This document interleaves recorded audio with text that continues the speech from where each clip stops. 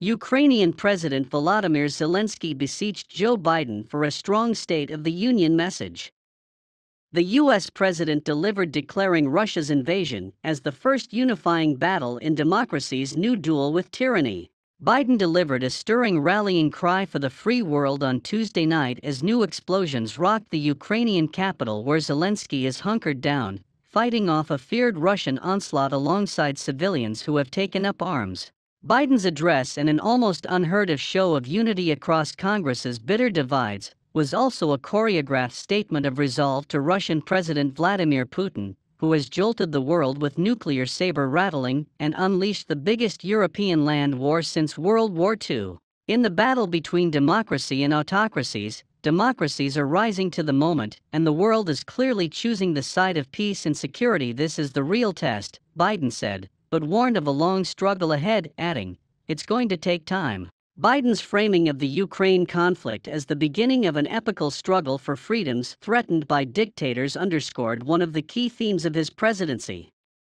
It also almost exactly paralleled the pleas of Zelensky, who has emerged as an iconic global figure as he vows to defend his country. Earlier, the Ukrainian president told CNN's Matthew Chance in a rare interview that though the conflict is regional, its implications are universal.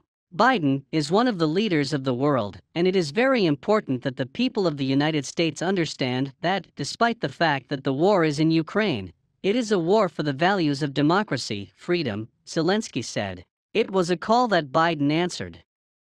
The president stepped up in the House of Representatives at a time when his presidency is beset by sinking approval ratings, high inflation, soaring gasoline prices, and exhaustion over a pandemic that is now heading into a third year. He sought to extend a sense of personal command and national unity evident in the standoff with Russia to support for his troubled domestic agenda, portraying a nation on the cusp of a job-creating and prosperous rejuvenation. "I know this nation will meet the test, protect freedom and liberty, expand fairness and opportunity. And we will save democracy," the president said in the crescendo of his speech. "Go get him," he roared, an apparently ad-libbed line after he defined the state of the country as strong.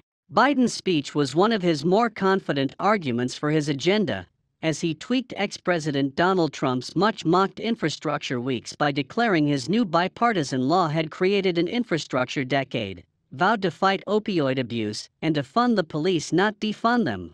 But the stony faces of Republican senators as he turned to domestic policy stressed the deep political disconnect in the country that threatens to turn this year's midterm elections into a disaster for Democrats. The clear disagreements on issues as diverse as tax policy to gun control and abortion to healthcare spending only made the unified stance evident on Russia in the House, where many lawmakers wore the blue and yellow colors of Ukraine, even more striking. In a chamber that has recently witnessed vicious distrust between Republicans and Democrats during the pandemic, there really was a sense of the wall of strength Biden said Putin was encountering across the globe as lawmakers in rival parties stood to applaud the president. A historic moment. It was quickly clear after Biden strode into the House of Representatives that Putin had achieved an almost impossible task, unifying most of Washington's bitterly opposed factions behind a new common enemy and cause. Throughout our history, we've learned this lesson. When dictators do not pay a price for their aggression, they cause more chaos. They keep moving, Biden said. The unity in the House has been paralleled in even more surprising fashion by the common approach of America's NATO allies. As the democratic world revolted by Putin's attempt to crush freedom rallied around Ukraine with the most punishing sanctions and punishments ever meted out to a major power. Much of the credit for that success rests with Biden, who has spent weeks coaxing allies like Germany into startling shifts in their policy toward Russia. Biden quickly adopted the role of leader of the free world, a posture familiar to presidents in the decades-long Cold War, which ended in a loss for the Soviet Union that Putin is trying to avenge. He cheered the Russian leader's failure to divide Americans and the Western allies over the invasion and spelled out point by point the throttling sanctions that have sent the Russian banking system and economy reeling. And he warned the oligarchs whose wealth ballooned during Putin's 2 decades in power that he was coming for their ill-gotten gains.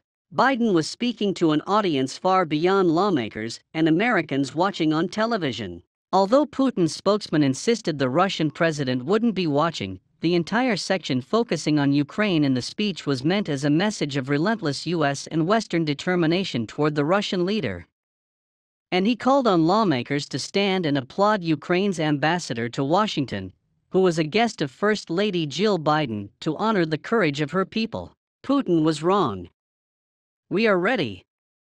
We are united. We stayed united, Biden said, warning that the Russian leader was more isolated than ever, and he had badly miscalculated. To Americans worried about Putin's nuclear rhetoric and the effect of the war on gas prices, Biden said, "We're going to be okay," and underscored that he would not send American troops to fight Russians in Ukraine, but left no doubt the U.S. would staunchly defend its NATO allies, including those in Eastern Europe.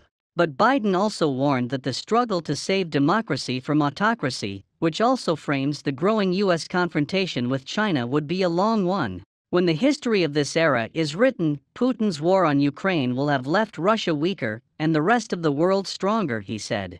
A struggle for democracy at home as well as abroad. Biden's address suggested a hinge in history to compare with other great presidential moments before joint sessions of Congress, like President Franklin Roosevelt's request for a declaration of war against Japan in 1941, or Harry Truman's coining of a doctrine of U.S. support for free peoples before a joint session of Congress in 1947. Truman's speech formed the bedrock of Cold War policy in a decades-long ideological struggle against the Soviet Union, a blueprint Biden revived for a new era on Tuesday. Even more poignantly, Biden spoke from a spot in the House that was defiled little more than a year ago by Trump's insurrectionists. Their rampage showed that the fight for democracy is not just some abstract concept at issue in a war thousands of miles away, but is raging at home as well. The broad support in the House for Biden's defense of free world values is paralleled in the country. A new CNN/SSRS poll shows that 83% of respondents favor increased sanctions against Russia after the invasion, even if only 42% are at least moderately confident that Biden will make the right decisions in the conflict. While Biden's speech was a celebration of the united global front against Putin, one that came across as a rallying cry, but could be seen as overly triumphant by Russians faced with spiraling inflation because of global sanctions, it did not point a path out of the conflict. There was no sense that the president was seeking to chart a diplomatic off-ramp for the Russian leader, or to suggest that changes of behavior in Moscow could result in an easing of the strangling sanctions. It was also notable that the president did not directly mention Putin's decision to order Russia's nuclear arsenal to higher alert amid concern about this state of mind in Western capitals. Clearly, Biden did not wish to further antagonize the Russian leader.